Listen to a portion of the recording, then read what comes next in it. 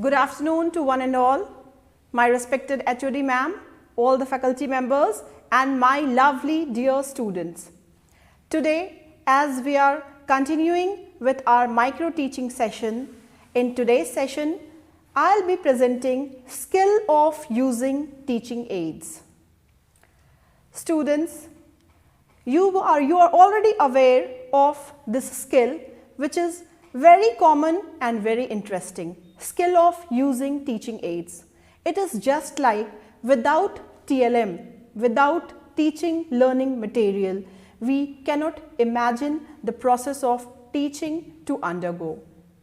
So, how to use TLM, how to present teaching aids before the students, what type of teaching aids we can make, how we will use it in the classroom, these all things we will come to learn under this skill of using teaching aids.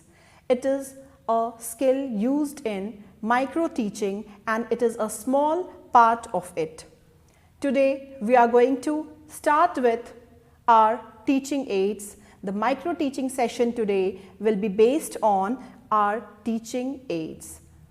So let us start. Students, you would be eager, what is teaching aids? Teaching aids kya hai? We remember 20% of what we hear. हम जो सुनते हैं उसका 20% ही हम याद रखते हैं. We remember 30% of what we see.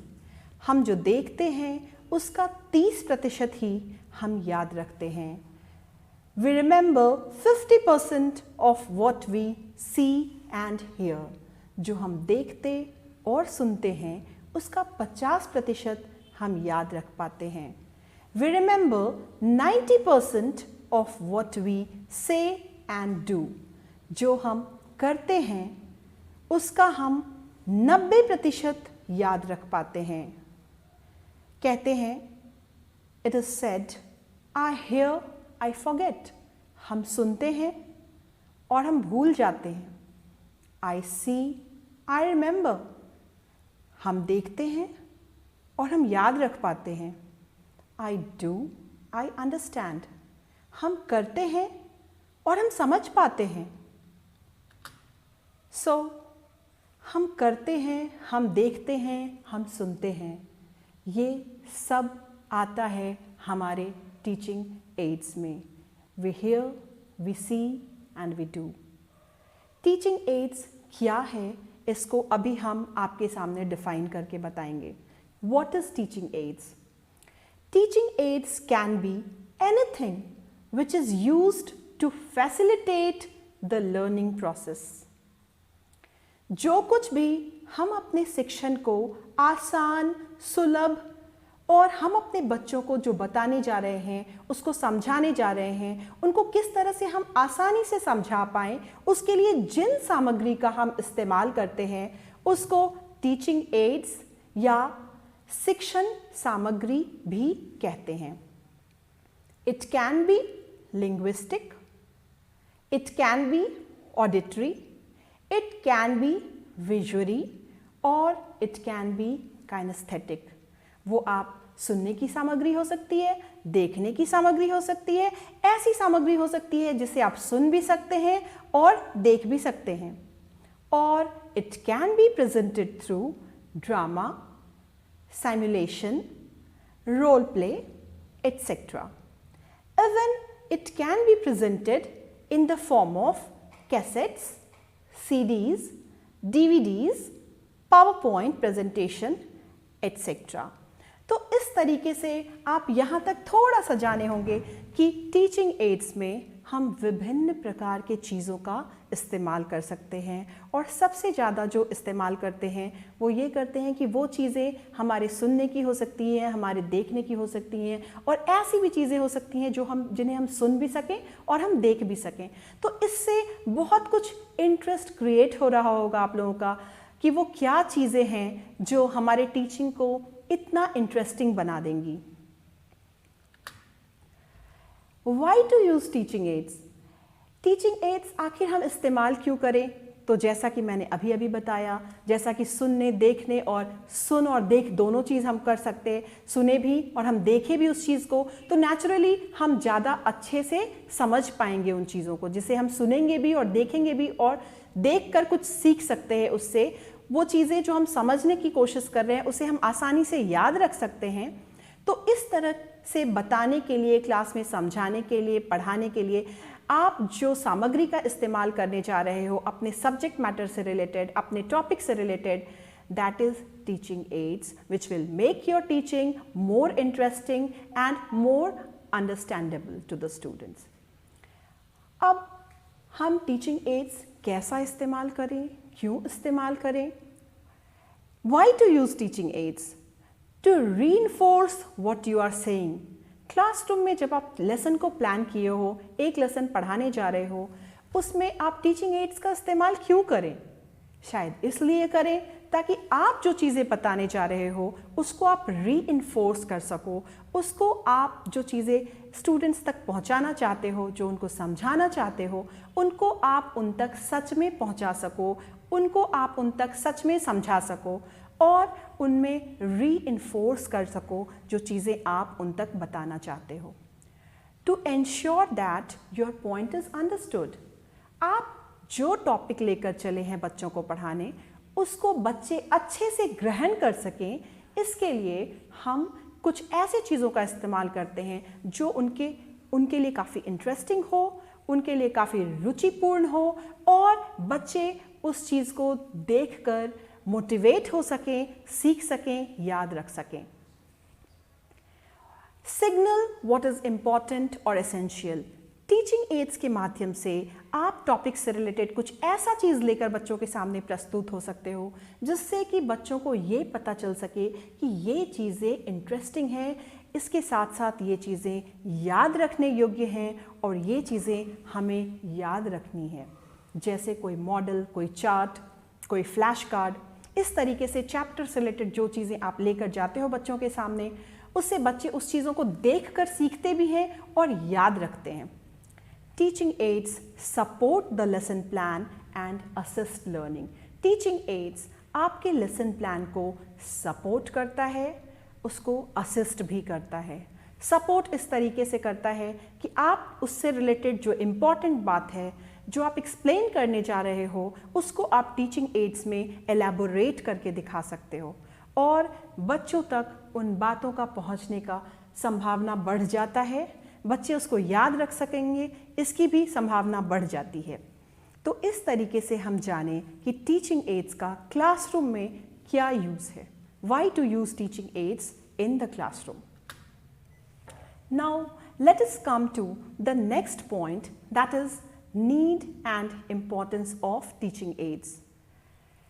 सबसे पहली बात यह है कि टीचिंग एड्स आप क्यों यूज़ करें, उसका इम्पोर्टेंस क्या है क्लासरूम टीचिंग में। तो टीचिंग एड्स आप क्यों यूज़ करें वो मैंने बता दिया। अब कैसे यूज़ करें। हम टीचिंग एड्स जो यूज़ करें उसमें क्लैरिटी होनी चाहिए, clarity related to your topic. हमारे टीचिंग एड्स के माध्यम से हमारा टॉपिक क्लियर होना चाहिए।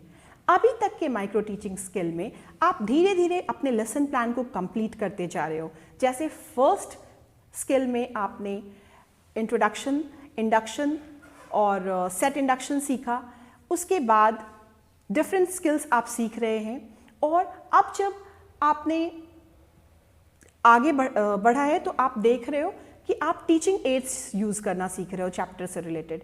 तो चैप्टर से रिलेटेड जो टीचिंग एड्स यूज़ करोगे, आप कोशिश करोगे कि अपने लेसन से रिलेटेड एक चार्ट पेपर आप तैयार कर लो जिसमें आप इम्पॉर्टेंट पॉइंट्स को मेंशन करो, अट्रैक्टिव वे में प्रेजेंट करो चैप्टर को और उसके साथ साथ चैप्टर से रिलेटेड आप एक मॉडल प्रेजेंट कर सकते हो, एक मॉडल तैयार कर सकते हो और वो भी आपके टीचिंग एड्स के रूप में यूज़ होगा।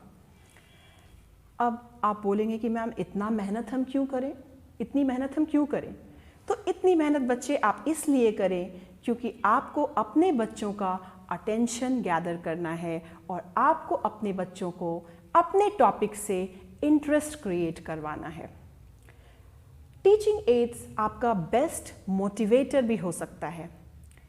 यूज़ ऑफ मैक्सिमम सेंसेस हो सकता है उस टीचिंग एड्स में, और टीचिंग एड्स शायद आपका टाइम भी सेव करेगा और आपके एफर्ट भी सेव करेंगे। जो चीज़ें आप सिंपल लेक्चर के थ्रू ज़्यादा एफर्ट लगाकर सिखा पाओगे, वो चीज़ें टीचिंग एड्स यूज़ करके आप कम एफर्ट में ज़्यादा एफिशिएंट बच्चे रेडी कर सकते हो। Fixing and recalling the knowledge, teaching aids के माध्यम से आप जो नॉलेज देना चाहते हो बच्चों को, उसको आप उनके माइंड में फिक्स कर पाते हो, और that teaching ads can be used as a thing which let them recall the chapter, which let them recall the topic, which let them reconnect with the topic. Meeting the individual differences, teaching aids के माध्यम से आप individual differences जो classroom में present हैं उसको भी आप मीट कर सकते हो, उसके लिए भी आप कुछ सॉल्यूशन निकाल सकते हो, क्योंकि बच्चों जब आप पढ़ाने जाएंगे क्लासरूम में तो जो स्टूडेंट्स आपके साथ बैठे हैं जिनको आपको पढ़ाना है वो सारे एक लेवल के स्टूडेंट्स नहीं होते हैं, बट आपके लिए उस हर एक तक पहुंचना आपकी जिम्मेवारी होती है। Then encouraging activities, introductory variety, development of scientific attitude. You can develop the scientific attitude in your students with the help of your teaching aids. Direct experiences. You can give the students the direct experiences of the topic with the help of your teaching aids. Promotion of international understanding. And again, you can make the things very clear, very understandable to your students. अब बच्चों हम आपसे बात करेंगे Principles of selection and effectiveness in use. Teaching aids में किन बातों का हम ख्याल रखें, टीचिंग एड्स बनाते वक्त किन प्रिंसिपल्स को हम फॉलो करें। टीचिंग एड्स चूँकि क्लास लेना है, लेसन प्लान बनाना है, मैडम ने कहा है कि आपको टीचिंग एड्स लेकर क्लासरूम में जाना है, बस इसलिए हम कुछ भी उठाए और इसको अपना टीचिंग एड्स बताते हुए क्लासरूम में चले गए। This is not teaching ads at all. Teaching aids आप जब यूज़ करेंगे क्लासरूम में तो उसका कुछ मोटो है, उस मोटो को फुलफिल करने के लिए आप कुछ प्रिंसिपल्स ऑफ सिलेक्शन को फॉलो करेंगे। वो प्रिंसिपल्स ऑफ सिलेक्शन क्या होंगे बच्चे? वो होंगे एजुकेशनल वैल्यू। उस टीचिंग एड को जिसे आप प्रेजेंट करने जा रहे हो क्लासरूम में, उसका उस टॉपिक से रिलेटेड कुछ एजुकेशनल वैल्यू होना चाहिए। Second thing, realisation of objectives.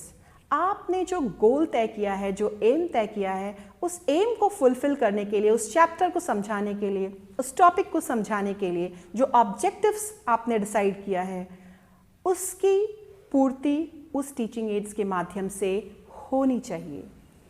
Pupal centredness, आपका टीचिंग एड प्यूपल सेंटर्ड होना चाहिए, बाल केंद्रित होना चाहिए, बच्चों को ध्यान में रखकर आप टीचिंग एड्स बनाएं। इंटरेस्ट एंड मोटिवेशन, आपको ये ध्यान में रखना होगा कि हम जो टीचिंग एड्स दे रहे हैं, क्लास में जो प्रस्तुत कर रहे हैं, जो प्रेजेंट कर रहे हैं, वो इंटरेस्टिंग हो, वो बच्चों को पूरा मोटिवेट कर दे कि बच्चे पढ़ने के लिए, चीज़ों को जानने के लिए जागरूक हो जाएं और उसको समझने के लिए आतुर हो जाएं। और ऐसा हो कि बच्चे जिज्ञासा में रहें कि आज हमारे टीचर क्या नया लेकर आने वाले हैं हमारे लिए। सिंप्लिसिटी, बच्चे टीचिंग एड्स इंटरेस्टिंग हो, मोटिवेटिंग हो, उसके लिए ज़रूरी नहीं है कि हमारा टीचिंग एड्स कॉम्प्लेक्स हो। It can be simple, it can be as simple as you are. Teaching aids relevant होना चाहिए, सुटेबल होना चाहिए। Again the word relevancy and suitability is concerned with your topic. Teaching aids accurate होना चाहिए, मतलब इतनी accuracy होनी चाहिए कि आप जो बातें बताना चाहते हो उसके माध्यम से वो आप बता सको। ऐसा नहीं कि हम समझाना कुछ और चाह रहे हैं और हम दिखा कुछ और रहे हैं। एनकरेजमेंट, बच्चे टीचिंग एड्स ऐसा होना चाहिए जो बच्चों को भी मोटिवेट करे कि वो भी कुछ करें, कुछ देखें, टॉपिक से रिलेटेड कुछ नया सीखें, कुछ बनाने की कोशिश करें। वेल प्रिपेयर्डनेस, आप वेल प्रिपेयर्ड रहें अपने टीचिंग एड्स को लेकर। Avoiding too many teaching aids, आप बहुत ज़्यादा टीचिंग एड्स क्लासरूम में ले जाना अवॉइड करें।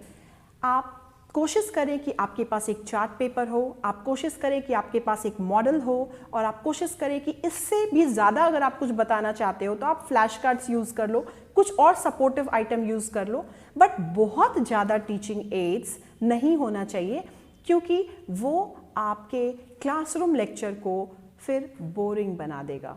कुछ ऐसा होना चाहिए जो आपके पूरे क्लासरूम कॉन्टेक्स्ट के लिए सुटेबल हो और अट्रैक्टिव हो। Means to an end, it should lead to your goal. आप जो चैप्टर पढ़ाने जा रहे हो, जो लेसन समझाने जा रहे हो, जो टॉपिक बताने जा रहे हो, वो बच्चों को उसके माध्यम से क्रिस्टल क्लियर हो जाए। इंटीग्रेशन ऑफ द टॉपिक वहाँ इम्पॉर्टेंट है। आपका टॉपिक उसमें पूरी तरीके से समाहित होना चाहिए, इंटीग्रेटेड होना चाहिए। Availability of resources, size of classroom, finance, facilities, experience teachers, इनके अकॉर्डिंग आप डिसाइड करोगे कि आप कैसा टीचिंग एड्स यूज़ करेंगे। अब बच्चे हम जान लिए कि टीचिंग एड्स क्यों यूज़ करें, कैसे यूज़ करें, और टीचिंग एड्स ले जाते वक्त हम ध्यान रखें कि किन प्रिंसिपल्स को हम फॉलो करें टीचिंग एड्स के सिलेक्शन में। अब हम बच्चों आपको बताएंगे types of teaching ads. Teaching ads कितने प्रकार का है, ये जो हमारा सहायक सामग्री है ये कितने प्रकार का है। इसको हम 3 प्रकार में बांटते हैं। We divide it into 3 parts. The first one is visual aids, जिसे आप देख सकते हो। Second one is audio aids, जिसे आप सुन सकते हो। And the third one is audio visual aids, जिसे आप सुन भी सकते हो और देख भी सकते हो। तो कुल मिलाकर इसे हम 3 कैटेगरी में डिवाइड करते हैं, visual aids, audio aids and audio visual aids, जिसमें डिफरेंट टीचिंग एड्स के बारे में हम आपको बताएंगे, हम आपको दिखाएंगे डिफरेंट टीचिंग एड्स। अभी आप कुछ देख रहे हैं बच्चों, एक क्लासरूम का कॉन्टेक्स्ट है, और यहाँ आप एक क्लासरूम में गए, वहाँ पे कुछ बेंचेस लगे हैं, कुछ चेयर्स लगे हैं, स्टूडेंट्स बैठे हैं वहाँ, और टीचर आई है पढ़ाने के लिए। टीचर, आप जब टीचर बनकर क्लासरूम में जाते हो, आपका हॉराइजन काफ़ी ओपन होता है, और अपने टेक्स्ट को समझाने के लिए, अपने टॉपिक को क्लियर करने के लिए आप बहुत सारे टूल्स, टेक्निक्स और स्किल्स का यूज़ कर सकते हो, और उसमें टीचिंग एड्स आपकी काफ़ी मदद करता है। टीचिंग एड्स को आप फर्दर डिवीजन में ले जाते हो, और उसमें projected aids, non projected aids और एक्टिविटी एड्स आता है। नॉन प्रोजेक्टेड एड्स में आपके ग्राफिक एड्स, 3D एड्स वगैरह, ऑडियो एड्स, ये सब कुछ आ जाते हैं। और हम आपका ज़्यादा टाइम ना लेते हुए preferences of audio visual aids हम बता रहे हैं कि there is audio visual aids which is preferred. Why? Because वहाँ ऑडियो भी है, आप सुन भी सकते हो, और विजुअल भी है, आप देख भी सकते हो। अब हम आपके सामने कुछ टीचिंग एड्स प्रेजेंट कर रहे हैं। ये है चार्ट पेपर, और सबसे इजी जो टीचिंग एड आप क्लासरूम में यूज़ करते हो वो है चार्ट पेपर। किसी भी क्लास में पढ़ाने के लिए आप चार्ट पेपर का इस्तेमाल कर सकते हो, लेकिन चार्ट पेपर कैसे बनाएं उसका कुछ एग्जाम्पल्स पहले हम आपको साइट करेंगे। आपके चार्ट पेपर बिल्कुल विजिबल होने चाहिए, बोल्ड लेटर्स में उस पर लिखा होना चाहिए चीज़, और आपके जो चारों कॉर्नर्स होंगे, जो आपका पेपर का एंड होगा, वो आपका क्लियर होना चाहिए, क्रिस्टल होना चाहिए, और वो थोड़ा अट्रैक्टिव होना चाहिए। उसके लिए आप बॉर्डर लाइन यूज़ कर सकते हो। सपोज आप क्लासरूम में सिंगुलर टू प्लूरल पढ़ाने जा रहे हो, तो सिंगुलर टू प्लूरल तो आप बोर्ड का इस्तेमाल करोगे। ब्लैक बोर्ड आपको सर ने बताया था, तो ब्लैक बोर्ड का इस्तेमाल आप कर रहे हो। उसके साथ में आप अगर एक चार्ट पेपर पे सिंगुलर और प्लूरल बनाकर कुछ टॉपिक से रिलेटेड ले जाते हो, उसके सिंगुलर एंड्स, उसके यूजुअल रूल, उसके एग्जाम्पल्स को चार्ट पेपर पे साइट करके दिखाते हो, तो वो काफ़ी खूबसूरत लगेगा और काफ़ी इंटरेस्टिंग भी रहेगा। सपोज आपके चैप्टर में वेव्स है, वेव्स को आप चार्ट पेपर पे दिखाना चाहते हो तो आप उसको चार्ट पेपर पे हेडिंग बोल्ड लेटर्स में लिखकर उसके पार्ट्स को डिवाइड करके उससे रिलेटेड पिक्चर्स उस पर चिपका कर आप उसके एंड को एक अच्छा बॉर्डर देकर आप एक सुंदर सा चार्ट पेपर रेडी कर सकते हो और उसको क्लासरूम में दिखा सकते हो बच्चों को। Another example is before you. Suppose you are going to teach a lesson and then you want to give the hard words. तो वैसे तो सर ने आपको बताया था कि ब्लैक बोर्ड स्किल में आप हार्ड वर्ड्स दे देते हो ब्लैक बोर्ड पे, बट आप कुछ वर्ड्स को मेंशन करना चाहते हो इंटरेस्टिंग वे में, तो आपने एक पिक्चर ड्रॉ कर लिया, उससे रिलेटेड वर्ड्स मेंशन कर दिए, वहाँ पे एक अच्छा सा बॉर्डर दे दिया और एक सुंदर सा चार्ट पेपर रेडी कर लिया। आप एक दूसरा टॉपिक एग्स प्रेजेंट करना चाहते हो या कोई पोइट्री प्रेजेंट करना चाहते हो या कोई भी सब्जेक्ट से रिलेटेड, कोई भी मेथड से रिलेटेड कोई टॉपिक प्रेजेंट करना चाहते हो, तो आप एक हेडिंग दे दिए, उससे रिलेटेड जो इम्पॉर्टेंट लाइन्स है वो लिख दिए, उससे रिलेटेड जो इम्पॉर्टेंट पिक्चर्स हैं वो स्टिक कर दिए और बच्चों के लिए वो काफ़ी आपकी छोटी सी ये एफर्ट जो है वो काफ़ी अट्रैक्टिव लगता है उनको और उसके माध्यम से वो आसानी से चीज़ें सीख सकते हैं और आप उसके माध्यम से बच्चों को बार बार टेक्स्ट से कोरिलेट करा सकते हो। सपोज एक अनदर टॉपिक है माई बॉडी, तो आपने एक चार्ट पेपर पे एक पिक्चर पेस्ट कर दिया बच्चे का, उसके डिफरेंट पार्ट्स को आपने हाईलाइट किया और वर्ड्स बोल्ड लेटर्स में लिखकर उसको कनेक्ट किया, उसको दिखाया, उससे रिलेटेड नीचे में सेंटेंसेस फ्रेम कर दिए और इस तरीके से एक अट्रैक्टिव वे में आपने अपने टॉपिक को प्रेजेंट किया। इस तरीके से आप टीचिंग एड्स को काफ़ी अट्रैक्टिव बना लेते हो। टीचिंग एड्स में बच्चों हम अभी तक जाने, टीचिंग एड्स में हम देखें कि टीचिंग एड्स क्या है, टीचिंग एड्स क्या है और हम इसको क्यों यूज़ करें, कैसे यूज़ करें, सिलेक्शन कैसे करें हम टीचिंग एड्स का।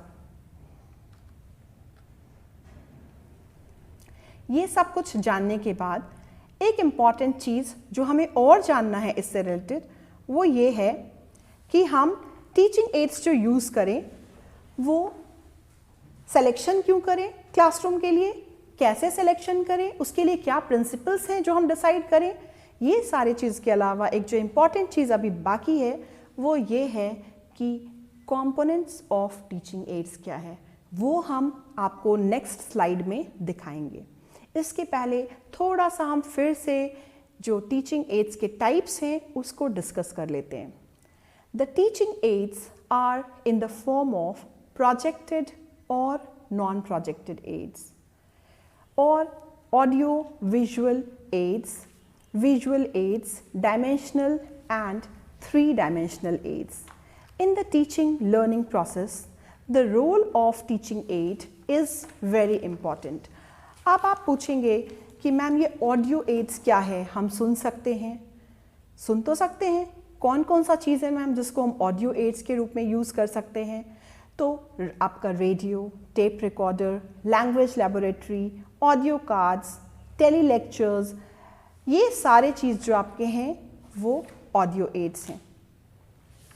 इसके अलावा आपके पास कुछ विजुअल एड्स भी हैं। विजुअल एड्स में आप जानेंगे कि कौन से विजुअल एड्स हैं आपके। नॉन प्रोजेक्टेड एड्स और प्रोजेक्टेड एड्स आपके विजुअल एड्स के अंदर आते हैं। अब ये नॉन प्रोजेक्टेड और प्रोजेक्टेड एड्स क्या हैं, इसके बारे में थोड़ी सी संक्षिप्त जानकारी हम आपको देंगे।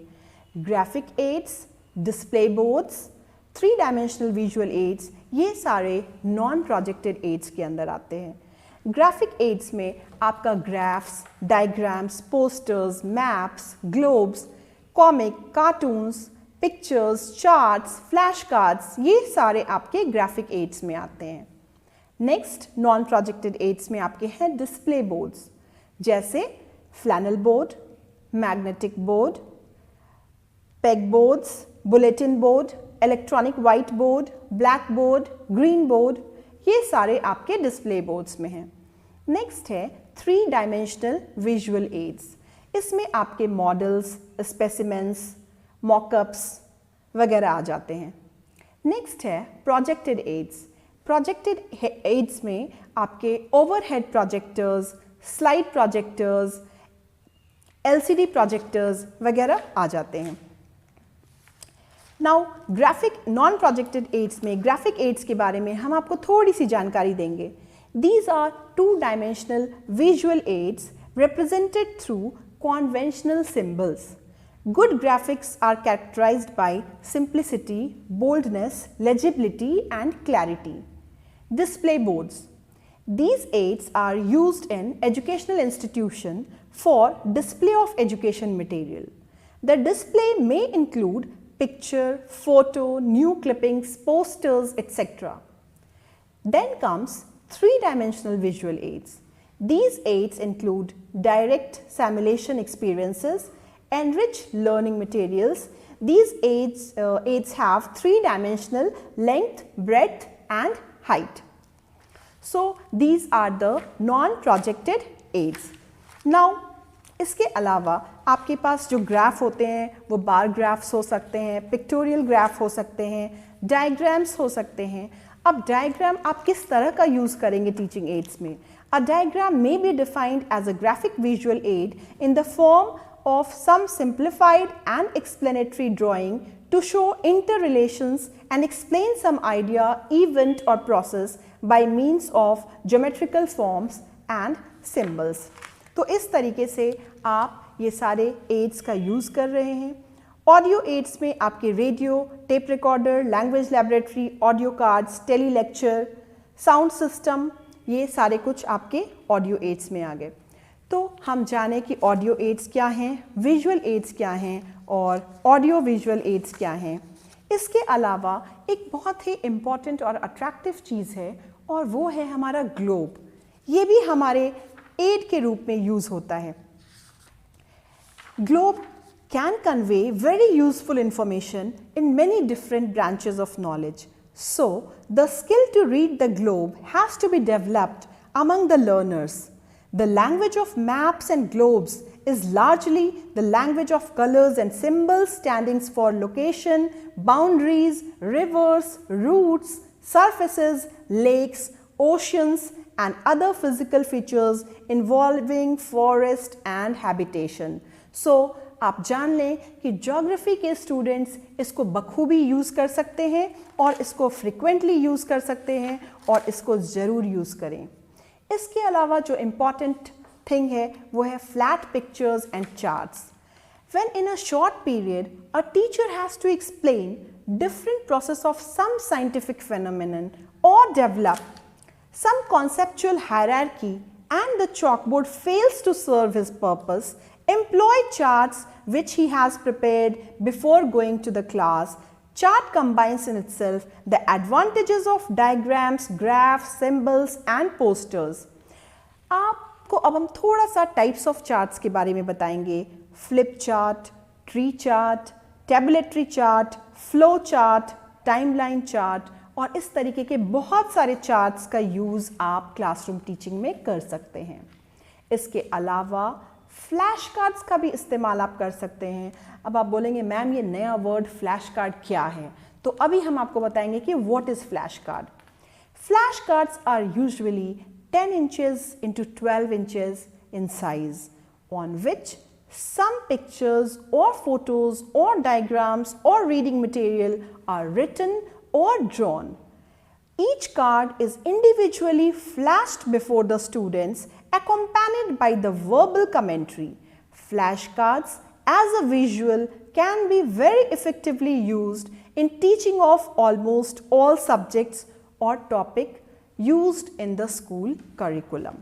इस तरीके से बच्चों कुछ टीचिंग एड्स के बारे में आप जान गए और अब समय का ख्याल रखते हुए इसको हम सम अप करना चाह रहे हैं। तो हम सम अप करना चाहेंगे, आपको चार्ट पे मैंने फोकस किया, आपको मैंने फ्लैश कार्ड्स पे फोकस किया और अब लास्ट में हम आपको मॉडल्स पे फोकस करेंगे। What are models that you are going to use in the teaching learning process in the classroom context as a teaching aid. Models, as already emphasized, are concrete objects so considerably larger than the real object. Some small replica of objects which are too large to be seen, mostly three-dimensional or selectional, explain clearly the structure of function of the original one. In many cases, models are made of scale 1/10th, 1/100th, 1/1000. Models can be made in the medium of cardboards, plastic, plaster of Paris, wood, metal clay, wax, thermocol. Models should not be made of fragile substance. So there are many things which you can use to make a model. इसके अलावा आप specimen भी use कर सकते हैं, कुछ projected words ads भी use कर सकते हैं. Aids through which a much magnified image is projected distantly placed screen are known as projected aids. When motion combined with sound, the aid becomes all the more effective and attention compelling. In every projection arrangement, three things involved are material to be projected, projector and the screen. तो इस तरीके से आप जाने कि projected ads क्या है, आप जाने कि मॉडल्स क्या है, और हम थोड़ा सा ओवरहेड प्रोजेक्टर के बारे में बात करेंगे क्योंकि आज के टीचिंग में हम लोग इसको बखूबी यूज़ कर रहे हैं. It is the most useful aid to teaching given by modern technology. This machine projects the image behind the speaker over his head. Hence the name is overhead projector. और इस तरीके से हमने आपको डिफरेंट टीचिंग एड्स के बारे में बताया. और अब हम चलेंगे न्यू टेक्नोलॉजी इन एजुकेशन में, जिसमें हम मल्टीमीडिया अप्रोच की चर्चा करेंगे. लैपटॉप्स के बिना, इंटरनेट के बिना हमारा आज का टीचिंग एड्स, इलेक्ट्रॉनिक मेल के बिना, वीडियो टेक्स्ट के बिना, टेलीटेक्स्ट के बिना, टेली कॉन्फ्रेंसिंग के बिना, वीडियो प्रेजेंटेशन के बिना हमारा ये टीचिंग एड्स अधूरा रह जाता है. तो आजकल टीचिंग एड्स के रूप में हम ये सारी चीज़ें भी यूज़ कर रहे हैं. सिलेक्शन ऑफ टीचिंग एड्स जब आप करेंगे बच्चों, तो आप इंटरेस्ट ऑफ स्टूडेंट्स का ध्यान रखेंगे, एबिलिटी ऑफ स्टूडेंट का ध्यान रखेंगे, age and grade of students का ध्यान रखेंगे कि आप किस क्लास में पढ़ाने जा रहे हैं, इस बात का ध्यान रखेंगे. किन बच्चों के बीच में आप टॉपिक को प्रेजेंट करने जा रहे हैं, इस बात का ध्यान रखेंगे. एंड रियलाइजेशन ऑफ ऑब्जेक्टिव होना चाहिए. आप बच्चों का उसके थ्रू कॉग्निटिव डेवलपमेंट कर सकें, स्किल डेवलपमेंट कर सकें, एक्सपेरिमेंटल यूज़ कर सकें, and according to the interest, motivation and attention of the students. So this was the thing I wanted to let you know. अब हम थोड़ा सा आपको और बताते हुए, आगे बढ़ते हुए, एक बार रिविजन कराते हुए बताएंगे कि teaching aids are in the form of projected, non projected, visual, audio visual and 2-dimensional, 3-dimensional aids, जिसमें बहुत सारे टीचिंग एड्स की मैंने आज चर्चा की आप लोगों के बीच. Radio, audio, models, chart papers, flash cards. In the teaching learning process, the role of teaching aid is very important and the selection of teaching aid by the teacher is equally important. Now there is a note. Firstly, the teacher should identify the teaching aid or aids suitable to the content matter and then either collect them or prepare them from available sources. अब हम चले, हम जान गए कि teaching ads हम classroom में क्यों यूज़ करें, और हम जान गए कि टीचिंग एड्स हम क्लासरूम में यूज़ करते वक्त किन प्रिंसिपल्स को फॉलो करें. हम जान गए कि टीचिंग एड्स कितने प्रकार का है, how many types of teaching aids are there, किन किन चीज़ों को हम टीचिंग एड्स के रूप में यूज़ कर सकते हैं, ये हम जान गए. अब थोड़ा सा हम जान लें, इसको जानने के पहले कि टीचिंग एड्स का कंपोनेंट क्या है, हम थोड़ा सा जान लें कि हम टीचिंग एड्स किस तरीके से प्रिपेयर करें. We can prepare teaching aids through even real things and specimens like book, fish, plants such as a small piece of woolen cloth and sample of real things such as 10 gram paddy etc. अगर आपको grains पढ़ाना है तो आप grains को एक chart paper पे चिपका सकते हो. 10 ग्राम पैडी, 10 ग्राम वीट, 10 ग्राम पल्सेस. आप उस सीरियल्स को चिपका सकते हो, आप बच्चों को सुंदर तरीके से आप वाइब्रेंट वे में दिखा सकते हो। अब 2-dimensional teaching aids such as charts, maps, diagrams, etc. 3-dimensional teaching aids such as models आप prepare कर सकते हो। Machinery aids, radio, computer, etc. भी आप पढ़ाने के क्रम में use कर सकते हो। The teacher should select, collect or prepare teaching aids. Among the above 3 types, 1 or more teaching aid is required for a particular lesson. 1, 2 या इससे कुछ अधिक टीचिंग एड्स आप यूज़ कर सकते हो, जैसे मैंने आपको बताया चार्ट पेपर, मॉडल और इसके अलावा कुछ और भी लाइव चीज़ आप दिखा सकते हो, but don't make it a complex one, don't make it too much. अब एट लास्ट बच्चों हम आ रहे हैं अपने कंपोनेंट्स ऑफ टीचिंग एड्स पे। अभी तक हम जान लिए कि टीचिंग एड्स क्या है, तो ये श्रव्य सामग्री है, दृश्य सामग्री है और श्रव्य दृश्य सामग्री है। ऑडियो एड्स है, विजुअल एड्स है और ऑडियो विजुअल एड्स है। तो इन सब का मिश्रण है, इसको हम सहायक सामग्री बोल सकते हैं और इसीलिए इसको हम टीचिंग एड्स बोलते हैं, या इसका दूसरा नाम हम teaching learning material TLM short में यूज़ कर सकते हैं। तो अब हम जानें कि कंपोनेंट्स ऑफ टीचिंग एड्स क्या है, टीचिंग एड्स के घटक क्या हैं, सहायक सामग्री के घटक क्या हैं, इनके कंपोनेंट्स क्या हैं। तो मूल बात जो इससे रिलेटेड जानने वाली है वो कुछ पॉइंट्स हैं जो हम अभी आपको क्लियर करेंगे। रेलेवेंस टू द कंटेंट, सबसे पहले टीचिंग एड्स के लिए मस्ट है कि वो आपके कंटेंट से रिलेटेड हो और रेलेवेंट हो, सटीक हो, जो आपकी बातों को बच्चों तक पहुंचा सके, क्लैरिफाई कर सके। सुटेबल टू द सिचुएशन, आप जो टॉपिक पढ़ाने जा रहे हो, जो टॉपिक सेलेक्ट किए हो, जो लेसन बच्चों को समझाना चाहते हो, उसके लिए वो सुटेबल हो। Easily exhibited, next point is easily exhibited, मतलब वो बच्चों को ईजिली दिखता हो, बच्चे उसको देख पाएं, समझ पाएं। ऐसा ना कि आप दिखाना चाह रहे हो बट लास्ट बेंच के बच्चों तक आपकी बातें समझ में नहीं आ रही हो। तो इतनी क्लैरिटी, इतनी एग्जिबिट वो चीज़ें होनी चाहिए, इतनी क्लियर होनी चाहिए कि बच्चों को वो ईजिली समझ में आ जाए।